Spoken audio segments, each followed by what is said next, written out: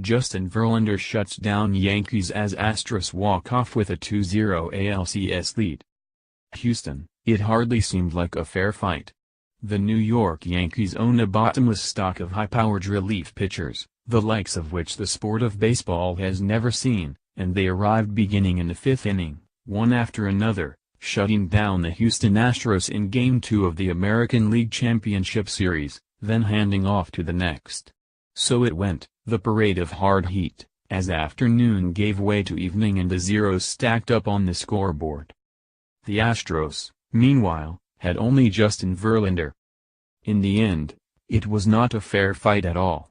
Verlander, 34 years old and at the height of his powers, took on everything the Yankees had, everything they could fire at him, and he beat them. In a performance that defied this era's most intractable trends, Verlander delivered a complete game gem to beat the Yankees, 2-1, giving Houston a 2-0 lead in the best-of-7 series. Game 3 will be Monday night at Yankee Stadium. Dallas Keuchel and Astros draw first blood in ALCS. Astros second baseman Jose Altuve ripped a 100-mile-per-hour fastball for a single off Yankees closer Aroldis Chapman with one out in the bottom of the ninth and scored a batter later, when shortstop Carlos Correa smoked a 99-mile-per-hour heater into the gap in right center. The Yankees might have had Altuve at the plate, but catcher Gary Sanchez couldn't handle the throw from shortstop Didi Gregorius, who appeared to be screened somewhat by Correa.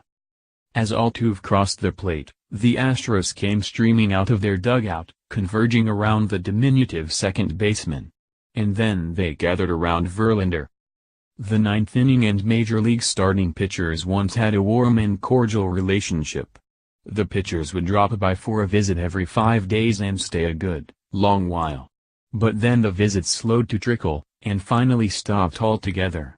Nowadays, the only pitchers who see the ninth inning with any regularity are relievers who are paid to do exactly that. It just isn't the same.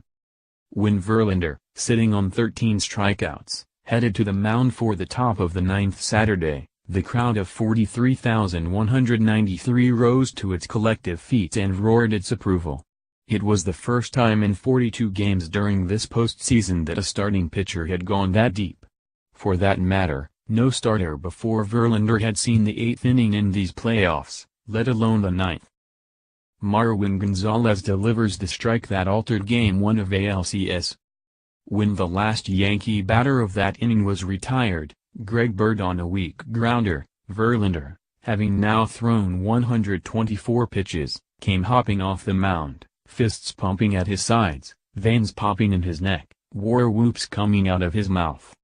Minute Maid Park isn't old enough or storied enough to have its own ghosts, the way the old parks do, but strange things were occurring all over its expanses Saturday. Things that sometimes defied other explanations and conspired to keep the score at 1-1 until deep into the proceedings. A ball off the bat of Yankees third baseman Todd Frazier got lodged in a seam of the outfield fence in left center, possibly costing him an extra base. Yankees leadoff man Brett Gardner tried to stretch a double into a triple, and the ball suddenly materialized, either by dark magic or two perfect throws from the corner, on the third base bag to tag him out. The second straight game in which the Astros needed to make a perfect play to nail a Yankee on the base paths at a critical moment, and got it. At one point in the fourth inning, when Correa reached out and poked a 99-mile-per-hour fastball from Luis Severino toward the wall and right, a small boy, looking like nothing less than the ghost of Jeffrey Mayer, but now wearing a retro Astros jersey, reached out with his glove above the wall and redirected the ball.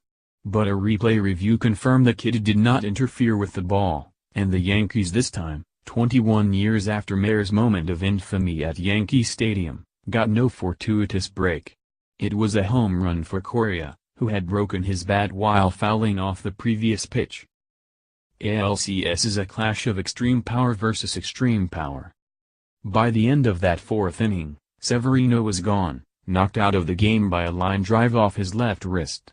He departed without a single strikeout, a fate he had never suffered before in his big league career, not even in his 11 relief appearances. But such is the artistry of the Astros lineup. The 7 hardest-throwing starting pitchers in baseball this season averaged 26 years of age, with Severino being both the youngest, 23, and fastest, 97.6 miles per hour. In 8th place was Verlander, pitching as well over the past 6 weeks as at any other point in his decorated career. As a younger man, Verlander could rear back and fire 100 miles per hour fastballs with impunity, but in the autumn of his career he is more likely to sit around 94 or 95, and dial up an occasional 98 when he needs it. With Nolan Ryan, Verlander's childhood idol and an Astros icon, watching from the expensive seats behind home plate, Verlander posted his 7th career postseason start with a double-digit strikeout total. Nobody else in history has more than 5. But Verlander's mission was not just to pitch effectively, but to pitch deep into the game, a dying art in this era of quick hooks and dominant bullpens. These days, Astros closer Ken Giles is the only reliever manager A.J. Hinch seems to fully trust, and Hinch had hoped to stay away from Giles on Saturday following the latter's 37-pitch effort during a 5-out save in Friday's series opener. After getting handcuffed by Dallas Keuchel's assortment of soft stuff from the left side in Game 1, the Yankees had to step in and face Verlander's power arsenal from the right.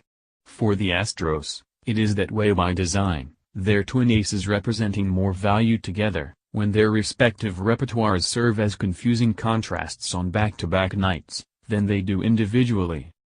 It's difficult to know where the Astros' exquisite pitching ends and the Yankees' awful hitting begins. The Yankees have gotten exactly 0 hits out of their designated hitters this postseason. Aaron Judge, the presumptive Alabama Rookie of the Year and quite possibly the MVP, is 4 for 31 with 18 strikeouts. Sanchez, the catcher and cleanup hitter, is 6 for 34 with 15 Ks.